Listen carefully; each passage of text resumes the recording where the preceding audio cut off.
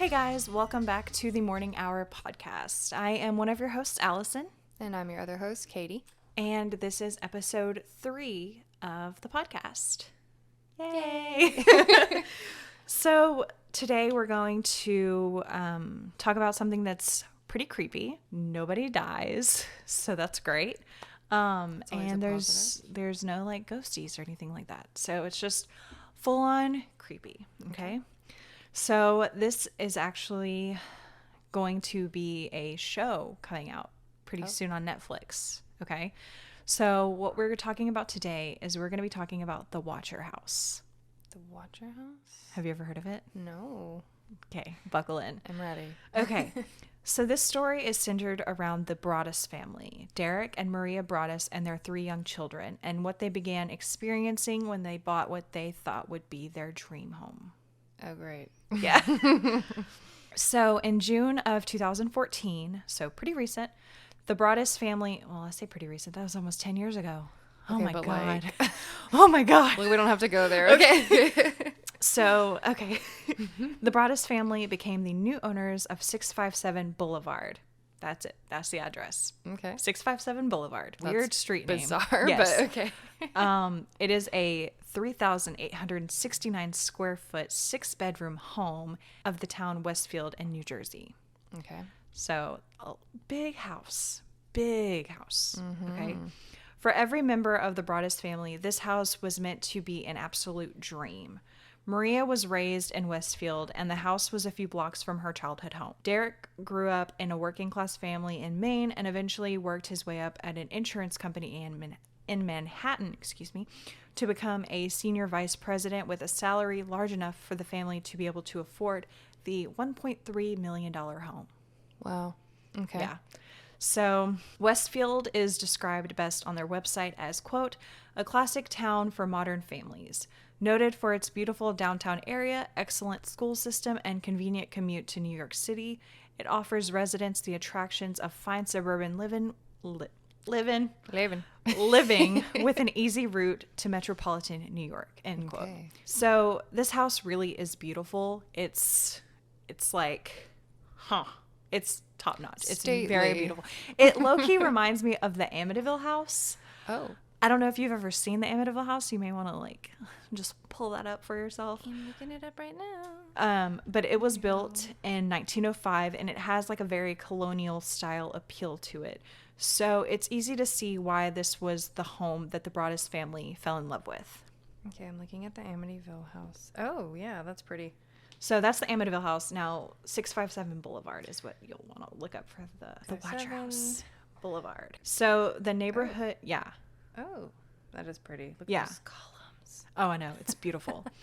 All right. But the neighborhood was very idyllic and everyone in the family was, so excited to get settled in. The kids were already debating which of the house's fireplaces Santa Claus would use on Christmas and which bedroom would belong to who. Oh, But it needed a few renovations before it was ready to move in. okay. So a few days after closing, Derek had just finished an evening of painting and decided to go check the mail. And since they hadn't even moved in, there wasn't really much in there except for a few bills and what appeared to be a letter. It was in a white envelope that was about the size of what you'd imagine like a greeting card to be in. Okay. It was addressed in thick handwriting, quote, to the new owner, end quote, with no return address given. No. Okay. Inside was a typed letter that said, quote, dearest new neighbor at 657 Boulevard, allow me to welcome you to the neighborhood. How did you end up here? Did 657 Boulevard call to you with its force within? 657 Boulevard has been the subject of my family for decades now, and as it approaches its 110th birthday, I have been put in charge of watching and waiting for its second coming. My grandfather watched the house in the 1920s, and my father watched in the 1960s. It is now my time. Do you know the history of the house?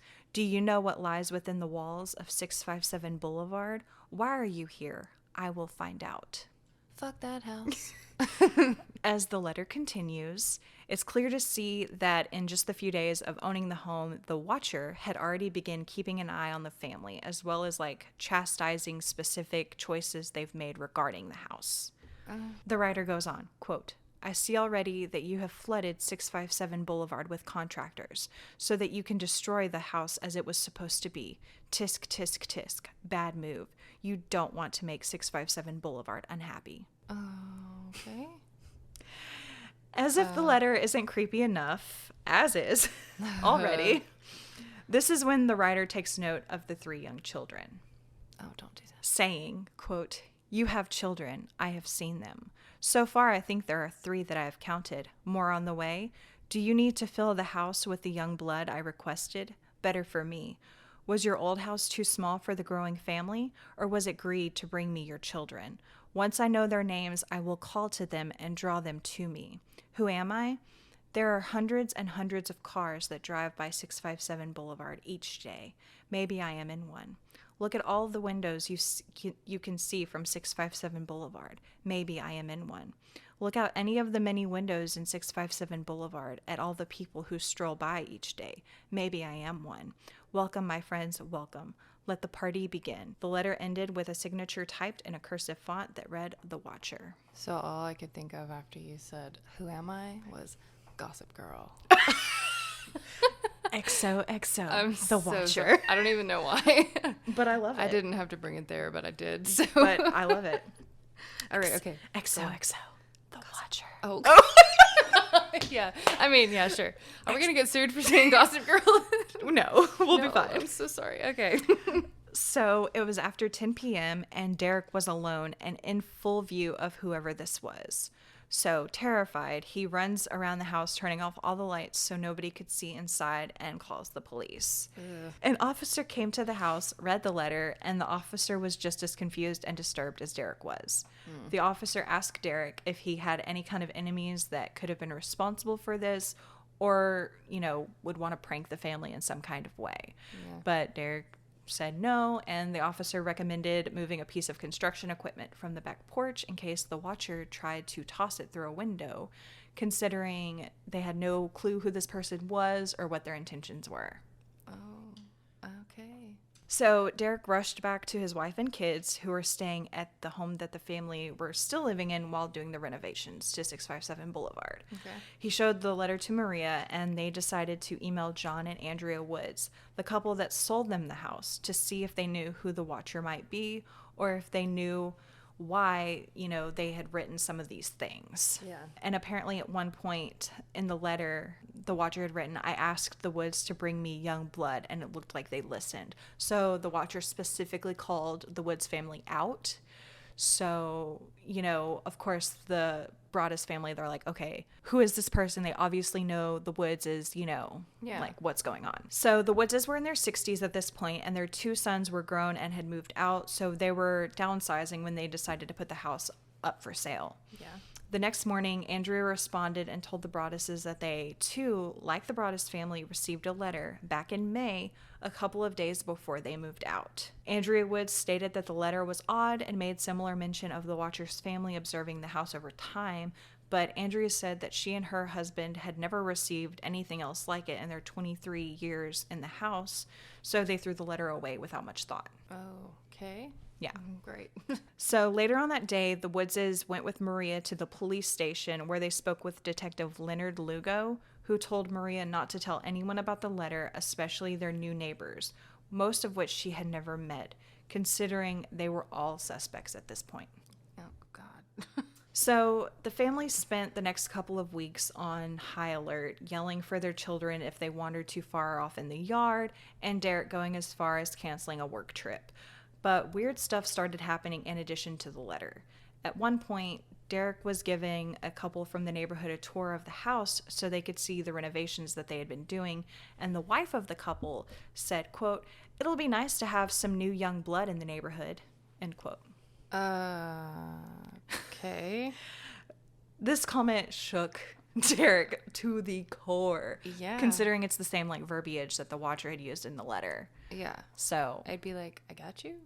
Question mark. Solved? Yeah, it was her. Podcast over, done. We found out who it was. No.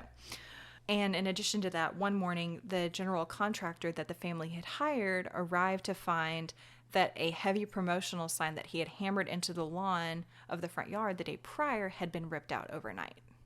Oh, So that's fun. okay. And 2 weeks after the first letter arrived, the family received another one.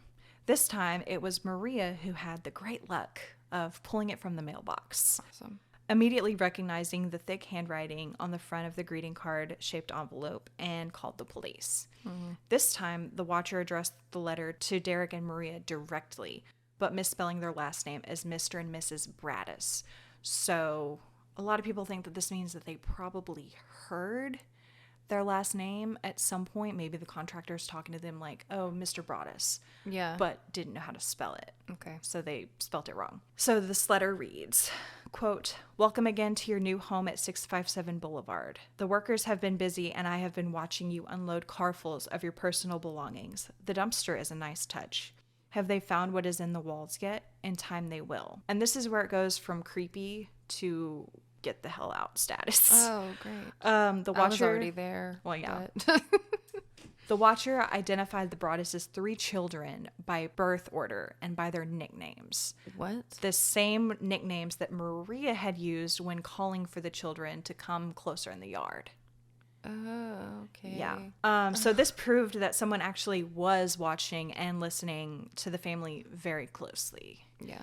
They wrote, quote, "I am pleased to know your names now and the name of the young blood that you have brought to me. You certainly say their names often." End quote. The letter goes on to ask about one child in particular, who the watcher had seen painting on an easel inside of the enclosed porch. Quote, "Is she the artist of the family?" they asked. The letter continues, 657 Boulevard is anxious for you to move in. It has been years and years since the young blood ruled the hallways of the house. Have you found all of the secrets it holds yet? Will the young blood play in the basement, or are they too afraid to go down there alone? I would be very afraid if I were them. It is far away from the rest of the house. If you were upstairs, you would never hear them scream. Will they sleep in the attic, or will you all sleep on the second floor? Who has the bedrooms facing the street? I'll know as soon as you move in. It will help me to know who has which bedroom. Then I can plan better. All of the windows and doors in 657 Boulevard allow me to watch you and track you as you move through the house. Who am I? Gossip Girl. Sorry. Who am I? I am the watcher and have been in control of 657 Boulevard for the better part of 2 decades now. The Woods family turned it over to you. It was their time to move on and kindly sold it when I asked them to. I pass by many times a day. 657 Boulevard is my job, my life, my obsession. And now you are too, Braddis family. Welcome to the product of your greed. Greed is what brought the past 3 families to 657 Boulevard, and now it has brought you to me. Have a happy moving in day. You know I will be watching. This really just feels like shady Gossip Girl. Creepy Gossip Girl. So Derek and Maria stopped bringing their kids to the house, obviously, and they were no longer sure when or if they would even finish moving in. Yeah, I mean, at this point, I would just be like, screw this house. But think about it. You have $1.3 million just in the house alone, not even in addition to the probably $100,000 of renovations. Then can't they just get like police to surround the place like 24/7 or? We'll get there. So the family's sudden absence seemed to upset the watcher. Several weeks later, a third letter arrived. Where have you gone to? 657 Boulevard is missing you. The house is crying from all the pain it is going through. You have changed it and made it so fancy. You are stealing its history. It cries for the past and what used to be in the time when I roamed its halls. The 1960s were a good time for 657 Boulevard, when I ran from room to room, imagining the life with the rich occupants there. The house was full of life and young blood. Then it got old, and so did my father. But he kept watching until the day he died. And now I watch and wait for the day when the young blood will be mine again. 657 Boulevard is turning on me. It is coming after me. I don't understand why. What spell did you cast on it? It used to be my friend, and now it is my enemy. I am in charge of 657 Boulevard. It is not in charge of me.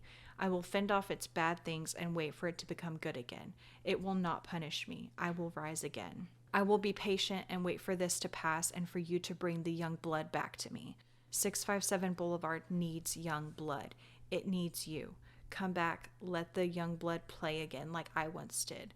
Let the young blood sleep in 657 Boulevard. Stop changing it and let it alone. So, In 2014, Westfield, New Jersey was named the 30th safest town in America, and it's one of the wealthiest towns in New Jersey alone. And Boulevard had some of the most desirable homes that Westfield had to offer, 657 being one of the best on the block. So when the Woodses put it on the market, they had received multiple offers above their asking price. That initially led the Broaddus family to suspect that the watcher might be someone upset over losing out on the house. Okay. Who may be trying to scare the Broaddus family out of the house so it'll once again go back on the market. But the Woodses said that there had only been 2 other offers, and one had backed out after a bad medical diagnosis, and the other had already found a different home. So that theory was immediately shot down. But the letters did kind of indicate where they had been mailed from. They had been processed in Kearney, the USPS distribution center for northern New Jersey. The first letter was postmarked on June 4th, before the sale was even public, and only a day after the contractors arrived. When Derek and Maria showed Detective Lugo through the house, they showed him that the easel on the porch was hidden from the street by trees, making it impossible to see unless someone was right behind the house or right next door. It's also to be noted that the Woodses never even put a for sale sign up in their yard. So all of this would mean that a close neighbor was the only viable choice left as to who could be responsible for the letters. Someone who would notice the Woodses moving out in May, notice the contractors, coming to start the renovations in June, could easily put 2 and 2 together that someone else was moving in. Yeah. A few days after the first letter, Maria and Derek went to a barbecue across the street, welcoming them and another new homeowner to the block. They hadn't told anyone about the watcher, as the police had instructed, but they found themselves scanning everyone really intensely. I mean, they were pretty much mingling in the suspect pool. Jeez. I couldn't imagine. No. I'd be like, it's you. Yeah. At one point, Derek was talking to John Schmidt, a man who lived 2 doors down from the Broadduses. John started talking about the family who lived between them, the Langfords. Peggy Langford was a widow in her 90s, and several of her adult children, all in their 60s, lived with her. Okay, so I've seen it where a lot of people think that that's really weird, how, all of her adult children live with her. But to me, it's okay, she's 90. Yeah. She might need help, does. she might not be able to get around as well as, It's better than going to a nursing home if you have exactly. able-bodied children that can take care of you. So, yeah, I just wanted to, note that. But John described the family as a bit odd, but harmless. He started talking about one of the sons, specifically Michael Langford. Michael apparently didn't have a job and had a Hemingway-style beard. So, I mean, he had... Oh, well, He had time. Yeah, if he didn't have a job, he had time to watch the house and write these letters. And walk by 1,000,000 times a day. Exactly. Yeah. After this talk, Derek was convinced that Michael was the watcher. The Langford house was right next door, so he would have seen the Woodses moving out as well as the contractors, and there was a clear view of the easel on the porch. Ugh. The family had lived there since the 1960s when, according to the letter, the watcher's father had begun observing 657 Boulevard. Richard Langford was the patriarch of the family, and he had died 12 years earlier, and the current watcher claimed to have been on the job for, quote, the better part of 2 decades. Okay. So, Close, yeah. Yeah. So when the Broadduses brought this to Detective Lugo's attention, Detective Lugo was one step ahead of them. A week after the first letter arrived, he brought Michael Langford in for questioning, and Michael denied knowing anything about the letters, but the Broadduses say that Lugo told them that the narrative of what he said matched things mentioned in the letters. They never really went into specifics on what that meant. So, Yeah. I mean, granted, he denies everything about it, Yeah. But there wasn't much hard evidence, and after a few weeks, the police chief told the Broadduses that without a confession, there wasn't much the department could do. I mean, technically, no laws had really even been broken. Yeah. So the family started their own investigation. Derek quickly became obsessed, trying to piece together who could possibly be responsible for essentially threatening his family. Mm-hmm. He set up webcams in the house, which, okay, it's 2014. When did Ring become it? If he set up webcams, I'm like, okay, if you can afford a $1.3 million house, you can't afford a decent security system? Yeah, you would think. But that's besides the point. He set up webcams in the house and spent nights hiding in the dark, watching to see if anyone came near the property, put anything in the mailbox, or was just watching the house in close proximity. He even created a map displaying when each of the neighbors had moved in. The Langfords were the only ones there since the 60s. Okay. The map had overlays marking possible lines of vision for the easel and a circle for, quote, approximate range of earshot to try to triangulate who might have heard Maria yelling for the kids, like by their names. Right. Only a few homes fit all of this criteria. The Broadduses even sent a letter to the Langfords telling them that they were planning on tearing the house down to see if they could dredge up some kind of reaction. So this man went like full Venn diagram, Yeah. like Full the situation. You know what I think about? I think of the meme of Charlie Day from Always Sunny in Philadelphia with like the big board and the strings Yes, connecting everything. That's Yes, exactly what I yes. imagine. But when they, try to get this reaction from the Langfords, nothing happened. Which I'm like, okay, surely if they were the Watchers, they would have Yeah. some kind of reaction. Yeah, you would think. Detective Lugo brought Michael Langford in for a second interview, but got nowhere, and his sister Abby accused the police of harassing their family, considering all of this held no evidence. Which, I mean, makes sense. If you're bringing my brother in for questioning after he told you he had nothing to do with it, like, Yeah. just leave us alone. Like, we're just living our lives, Yeah. We're just big chilling, and all of a sudden this guy receives a letter, and Somehow we got roped into it, Exactly. yeah. Additionally, the Broaddus family hired a private investigator who kept watch of the neighborhood and the Langfords and ran background checks on the family, but didn't find anything worth mentioning. They also hired a former FBI agent named Robert Linehan. Linehan took a look at all of the letters and noticed several old-fashioned ticks in the letters that pointed to the writer being older. The letters had a certain literary confidence, which suggested that the writer was someone who liked to read, and a lack of profanity despite the level of anger, which Linehan thought meant a less macho writer, possibly a woman. Okay, good point.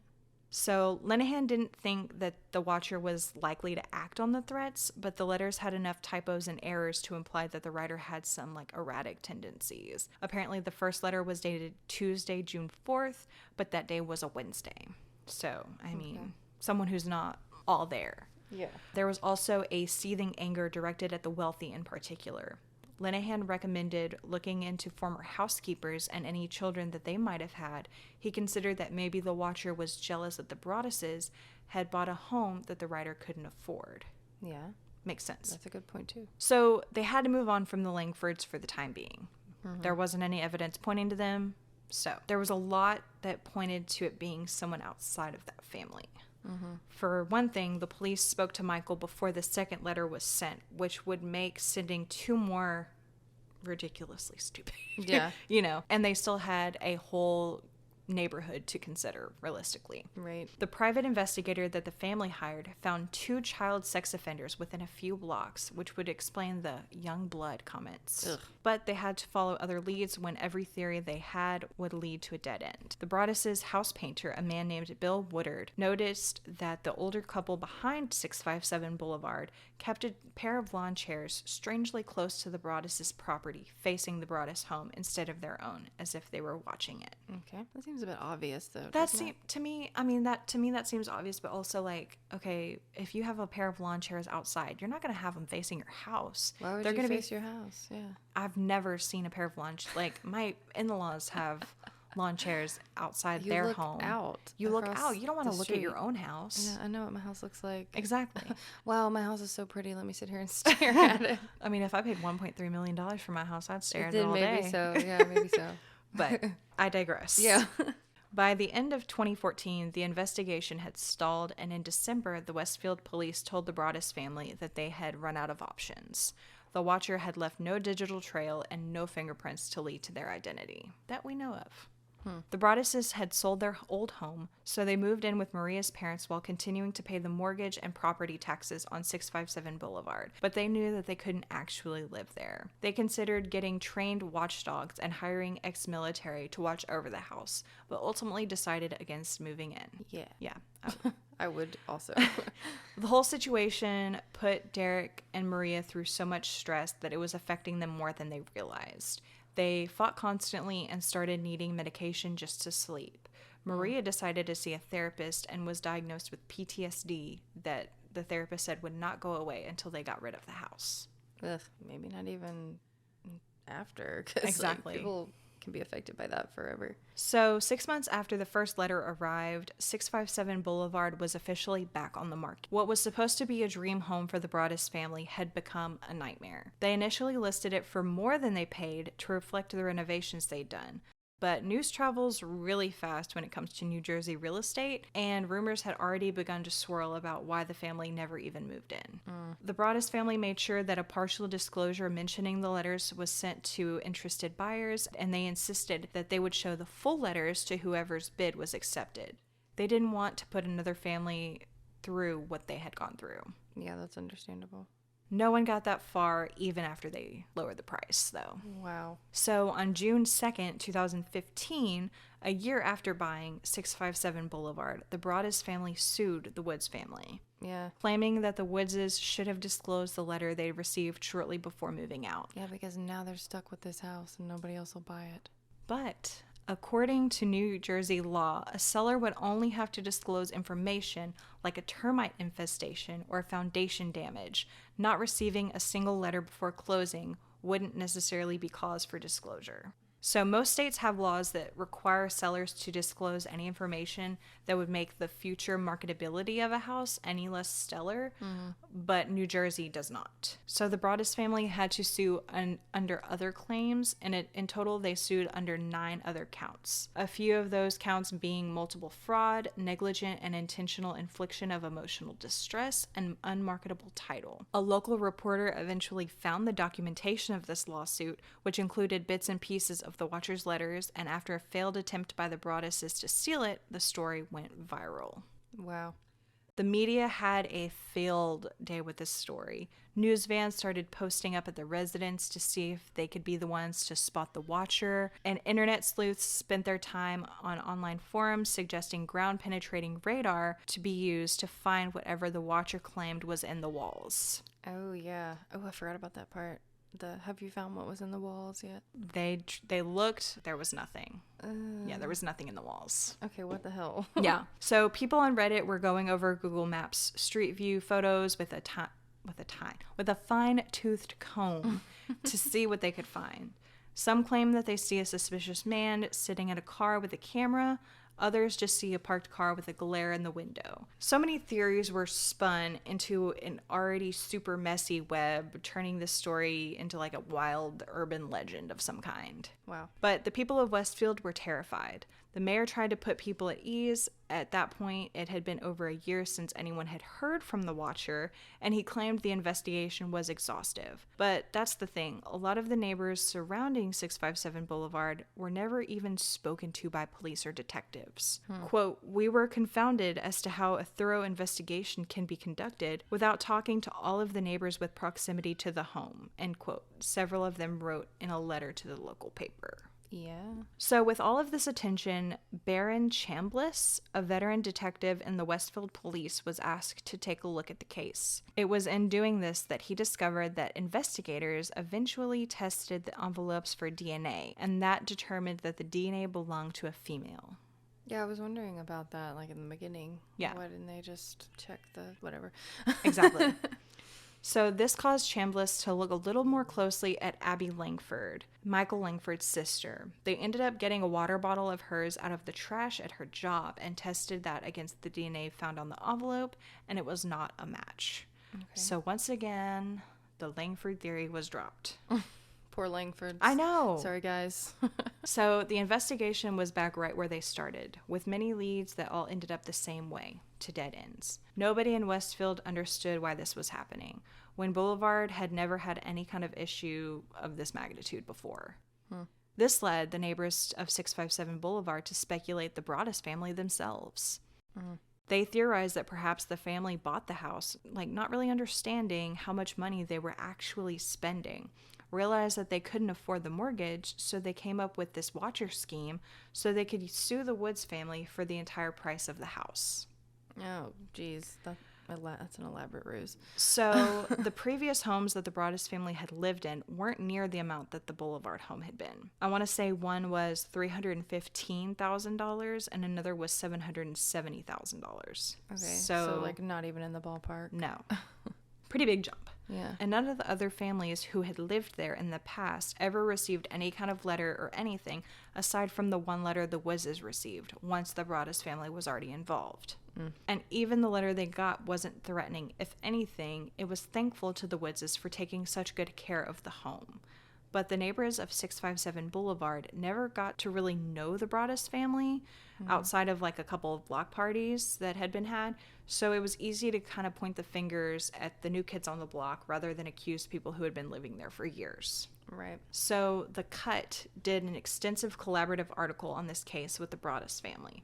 The reporter says that when he interviewed residents of the neighborhood, a lot of them were worried about their property values going down due to this story.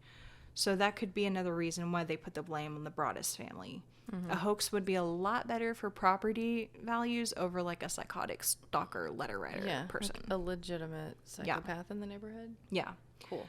So the family's real estate lawyer proposed they sell the house to a developer who could tear the home down and split the property, building 2 new homes in its place. They thought they could get $1 million for the lot.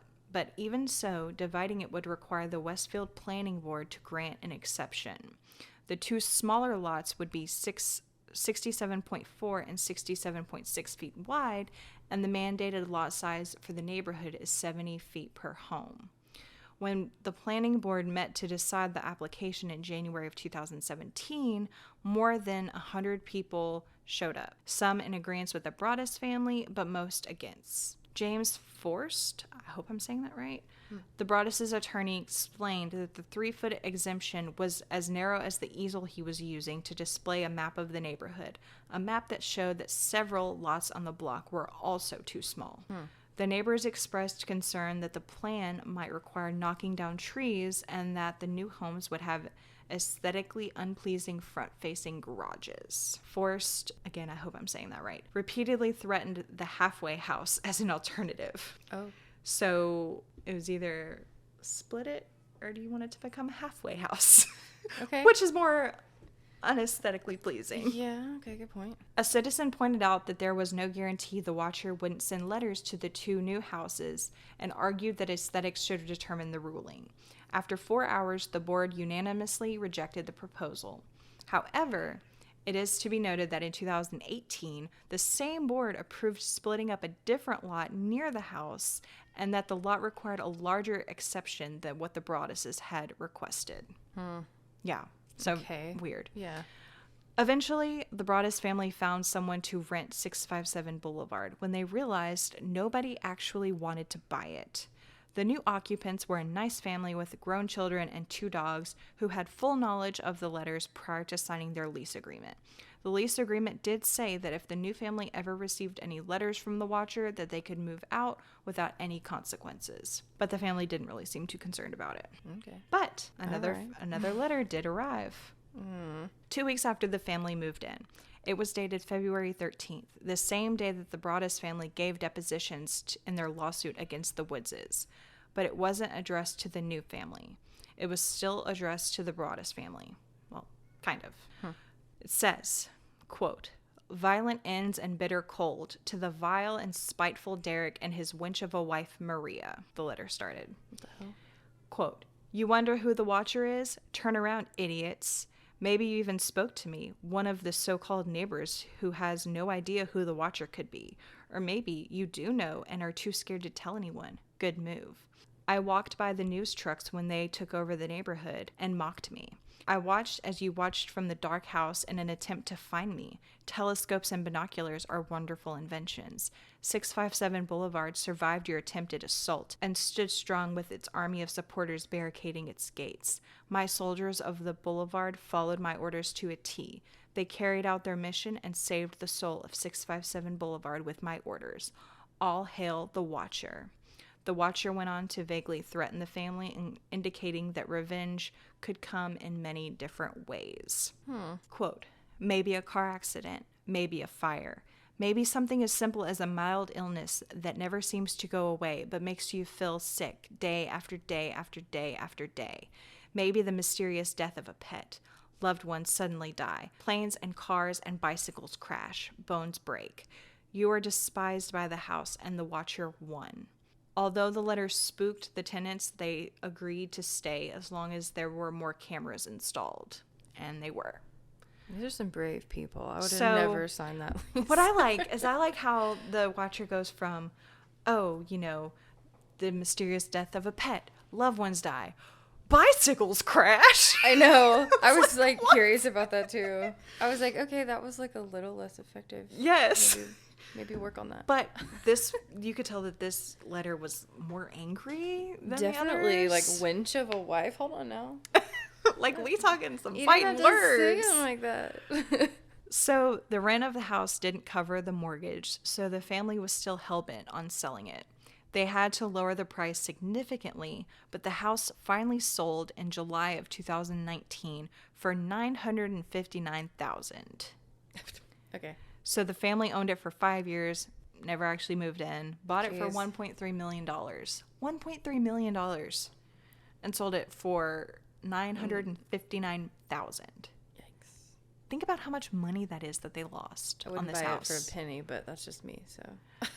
But, I mean, the people who live there, they've lived there since 2019, and they haven't heard anything from the Watcher. So they're fine now? Everything's fine? That was the last letter. It was only the Broaddus family. Well, that shit ain't done. It's been So- 3 years. It's coming. But you have to think about how fast the Broaddus family received those letters. It was I really know, quick. Immediately, and the tenants got one within 2 weeks. Yeah. The renters. So, I mean, So maybe this person died. well, let's see. So, theories. Okay. If we look at all these letters, the writer recalls running through the halls of the house. And the writer seems to be very familiar with the layout of the house, stating that they'd know who has what bedroom after watching for a bit. So all of this could mean that this person lived in the house at one point or spent a lot of time there, enough to basically memorize the floor plan. But the writer also mentions imagining what life would be like with the rich occupants that lived there. So this to me gives a little credence to the possibility that this person was a child of like a housekeeper, family friend, maybe was a Somebody. kid, neighbor, Somebody who's been inside it, yes, but never lived not in something. Yeah, exactly. It. Yeah. So again, Michael Langford has been a suspect of the letters since go, without any actual evidence tying him to them. But it is to be mentioned that he was diagnosed with schizophrenia when he was a child, and he had a tendency to scare new neighbors by looking in their windows. Okay, well. It's also to be mentioned that after police questioned Michael the first time, he allegedly denying having anything to do with the letters, but police assured the Broaddus family that they wouldn't be receiving any more letters, which obviously wasn't the case. But if Michael didn't write the letters, how could they promise that? Yeah, that doesn't make sense. So that makes me think that police knew or thought that Michael actually did it, and that them talking to him about it would have scared him out of doing it again. Yeah. Okay. That would make sense. Not to mention the proximity of the Langford home to 657 Boulevard. It's also likely that when he was a kid, if the family living in the house had young children, that he could have spent a lot of time in the home playing with them. True. Okay. So a lot of people on Reddit thought that Abby Langford could have been responsible for the letters. Abby is a real estate agent, and people speculate that she could have been mad when the Woodses didn't give her the listing for 657 Boulevard, considering the commission for a $1.3 million home would have been a really nice chunk of change. True. Okay. So people considered that she thought she could scare the new family out of the house and possibly be the one to take on that new listing when they did. But the story got so widespread and out of control that when the Langford family became the prime suspects, obviously the Broaddus family wasn't going to ask her to take the listing. Yeah. And again, her DNA did not match the DNA found in the envelopes, and for reasons the police wouldn't disclose to the Broaddus family, the entire Langford family had been cleared. Okay. Don't know why, but they'd been cleared. I think they would explain it. But... Yeah. Okay. So another suspect that they had was nicknamed the Gamer. While Westfield police were surveilling the house one night around 11 p.m., a car stopped in front of the house. The car was traced back to a young woman who lived in a town nearby, while her boyfriend lived on the same block as 657 Boulevard. When questioned by police, the woman informed them that her partner was into some really dark video games, possibly including a game where he played as a character referred to as the Watcher. Oh. However, while the gamer, quote unquote, agreed to be questioned by police, he never showed up to the interviews. Police did not have enough evidence to force him to come, and so he was never fully examined. Okay. Yeah. Well. But that's really all that is for that theory. Okay, well. So there have been other suspects here and there, but nobody else has reported hearing from the watcher since the Broaddus family sold the home. But whoever this watcher is, they are not the only ones to write anonymous letters. Okay. So on Christmas Eve of 2015, several families received an envelope in their mailboxes. They had been delivered by hand to the homes of people who had been the most vocal in criticizing the Broadduses online. These letters accused the families of speculating inaccurately about the Broadduses. It included several stories about recent acts of domestic terrorism in which signs of brewing mental illness had gone unnoticed. The typed letters were signed Friends of the Broaddus Family. Derek Broaddus would later admit to the reporter behind the article with the cut to writing these letters. Oh, okay. He claimed that he wasn't proud of it. He hadn't even told his wife. Wow. And said that they were the only anonymous letters he had written. But he had felt driven to his wits' end, fed up with watching silently as people threw accusations at his family based on practically nothing. So, basically, the watcher had been obsessed with 657 Boulevard, and in the end, the Broadduses became obsessed with him or her, whoever they are. Wow. So, yeah. And now I'm excited to see the Netflix series to see what all they get right, because you know how Netflix likes to make things different than what they actually are. True. Well, So who do you think could have been behind it? I don't know. That's a really tough one. So it was pretty much proven, right, by the DNA sample that it has to be a girl, a female. Yes, it is, but that doesn't mean it was a female who wrote it. That was just a female who like licked the envelope or whatever. That's true. It makes it a little more messy. I don't know. Yeah. I genuinely don't, I don't have an idea. A lot of people, actually, I didn't mention this, but a lot of people wonder if like Peggy Langford, the mom, had something to do with it. I mean, she's older lady? Yeah. I mean, she's in her 90s, but so that makes me think like, okay, maybe she wouldn't really have the energy. But I mean, if you're 90 years old, sitting at home all day, not really doing anything at all, you'd be watching the house. I guess so. Yeah. But it doesn't really match up with, you know, what the letters actually said. And she was never a part of that whole investigation of the Langfords? You think she would have been? I mean, I think that she probably was, especially considering the detective said like, you know, the entire Langford family has been cleared. Yeah, because I mean, She had multiple children. It wasn't just Michael and Abby. Yeah. So they cleared them all. That's and really a lot of other people think that maybe it was like the community as a whole, like the neighborhood as a whole, just like coming together to get this family out for some reason. I don't know. That's crazy. Yeah. I mean, the whole thing's crazy, but I don't know. That one stumps me. Yeah. I really don't think I have an idea. I mean, at first I thought like I was really like thinking maybe the Broadduses did, you know, do it. Yeah. But I mean, I don't want to. It just seems unlikely. Yeah, I mean, because for them to spend $1.3 million on this house just to turn around just and to do not that. even move in. Yeah. Like, at least if they did it, they probably would have been like, okay, we got to suck it up and we got to move in. Mm-hmm. You know? So. But no, yeah. they were scared. Like, there's no way. That's so strange. I don't know. Yeah, it's that crazy. One's got me. And it's so recent. It makes me feel like we haven't heard the last of it. So I know. That's why I said I'm excited to see what the Netflix series does. I mean, I know that they always kind of like make things more intense than what they actually are, but you know. I don't know. That was pretty intense. I know. The real story is pretty intense. It is. So this has been the Westfield Watcher. Yeah, that's wow. I have never heard of this. Hey, until nobody died. Nobody died. There's no ghosts. That No we know of. ghosts. Nobody died. You know, no witches or anything like that. But Unless it's a ghost writing the letters. see, and that's the thing. At one point, Derek showed the letters to his priest and had him come bless the home. But it's like a ghost can't write a letter. Yeah, I mean, A ghost doesn't have female DNA. No, that's true. So Wouldn't make any sense. So this one's just mysteriously unsolved. It's somebody. Somebody's out there. But I mean, and I'm sure somebody whoever did it is dead now. Yeah. I mean, that's quite possible. You just never know. I mean, if they thought that these people were older, like in their 60s, it's 60s or 70s. I mean, it is possible that they, So the letters stopped after what, 2019? No, the letters stopped. I want to say the last one was 2017, 2017. I think so. Okay. Yeah, 17. But that one family, the renters, moved in 2018, right? Was it 2018? I think so. I thought that was what you said. I'm just curious because I'm like, I hate to say this, but like, what if COVID got the person? Oh, that's a good. I mean, that's terrible, but that's a good thought. Point. Like if or something, like something's got them. Maybe that's why they just fell silent for years. Let's see.